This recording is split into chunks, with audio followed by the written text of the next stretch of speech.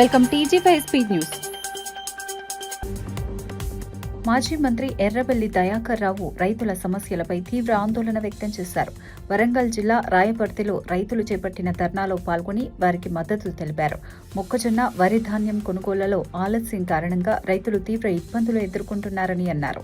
వెంటనే కొనుగోళ్లు వేగం పెంచాలని, రైతులను ఆదుకోవాలని ప్రభుత్వాన్ని డిమాండ్ చేశారు.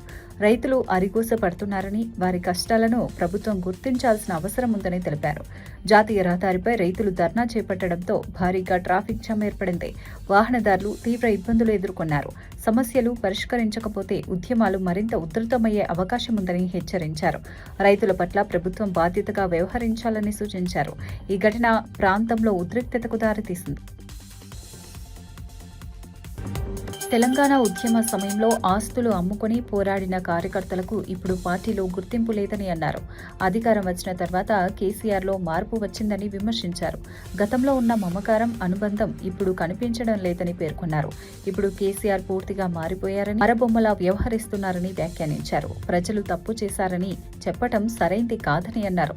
రాజకీయ పరిణితి కోల్పోయి మాట్లాడుతున్నారని విమర్శించారు. ఈ వ్యాఖ్యలు రాష్ట్ర రాజకీయాల్లో కలకలం రేపాయి.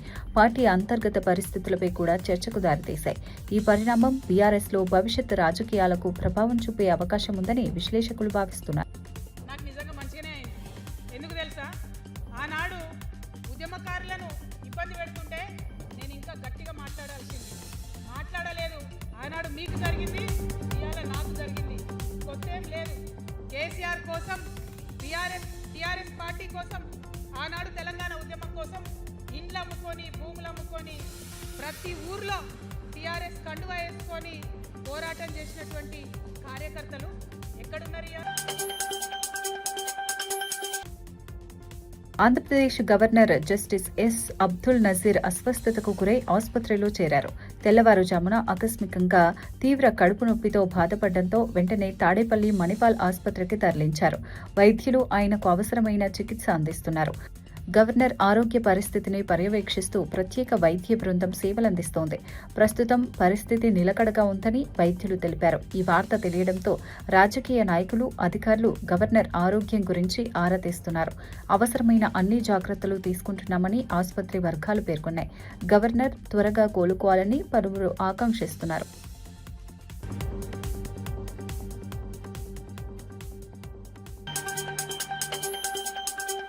కేంద్ర మంత్రి బండి సంజయ్ కుమార్ డంపింగ్ యార్డ్ ప్రాజెక్టుపై ప్రభుత్వాన్ని హెచ్చరించారు. ప్రజల వ్యతిరేకత ఉన్న ఈ ప్రాజెక్టును వెంటనే ఉపసంహరించుకోవాలని డిమాండ్ చేశారు.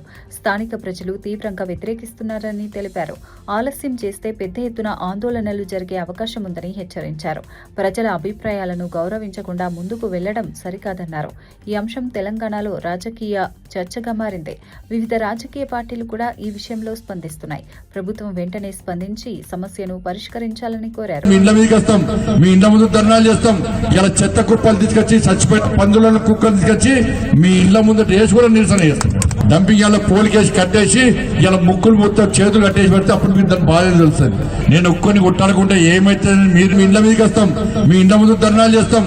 ఇలా చెత్త కుప్పలు తీసుకొచ్చి, చచ్చిపోయిన పందులను, కుక్కలు తీసుకొచ్చి మీ ఇండ్ల ముందు వేసి కూడా నిరసన చేస్తాం. డంపింగ్ యార్డ్లో పోలికేసి కట్టేసి ఇలా ముక్కులు మొత్తం చేతులు కట్టేసి పెడితే అప్పుడు మీకు దాని బాధ తెలుస్తుంది. నేను ఒక్కొని కొట్టాడుకుంటే ఏమైతే మీరు ఇంట్లో కూర్చుంటే ఇవాళ భవిష్యత్తులో మన బతుకులు మొత్తం నాశనం అవుతాయి. కాబట్టి దయచేసి మీరందరూ కూడా మాకు మద్దతు తెలిపండి. భారతీయ జనతా పార్టీ ఒక్కసారి ఉద్యమాన్ని స్టార్ట్ చేస్తే వెనుకపోయే ప్రసక్తే లేదు. మండిపల్లి రాంప్రసాద్ రెడ్డి దస్తగిరి హత్య కేసుపై తీవ్ర ఆరోపణలు చేశారు.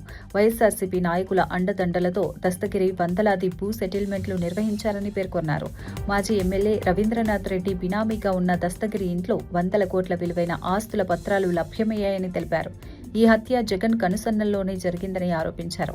కేసును డ్రగ్స్ కోణంలోకి మళ్లించేందుకు ప్రయత్నాలు జరుగుతున్నాయని విమర్శించారు.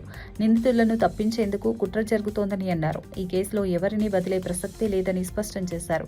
నిజానిజాలు వెలుగులోకి తేవాలని డిమాండ్ చేశారు. ఈ ఆరోపణలతో రాష్ట్ర రాజకీయాల్లో తీవ్ర చర్చ మొదలైంది.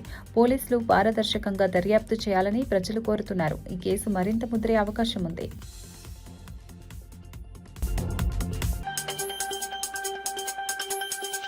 ఉప్పదండి ఎమ్మెల్యే మేడిపల్లి సత్యం రైతుల సమస్యలపై అధికారులకు కీలక ఆదేశాలిచ్చారు. వడ్ల కొనుగోలు కేంద్రాల్లో రైతులకు ఎలాంటి ఇబ్బందులు కలగకుండా చూడాలని సూచించారు.